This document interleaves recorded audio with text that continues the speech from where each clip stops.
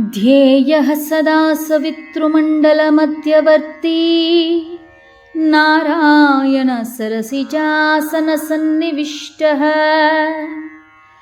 केयूरवाण्मकरकुण्डलवान् किरीटी हरिहिरण्मयवपुः धृतशङ्खचक्रः।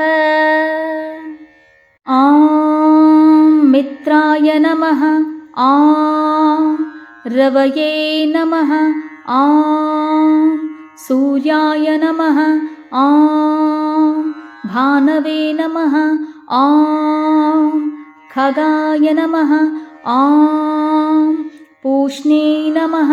ॐ हिरण्यगर्भाय नमः। ॐ मरीचये नमः। ॐ आदित्याय नमः। ॐ सवित्रे नमः। ॐ अर्काय नमः। ॐ भास्कराय नमः। आदित्यस्य नमस्कारान् ये कुर्वन्ति दिने दिने आयुप्रज्ञां बलं वीर्यं तेजस्तेषां च जायते। श्री सूर्यनमस्कारमन्त्रम्।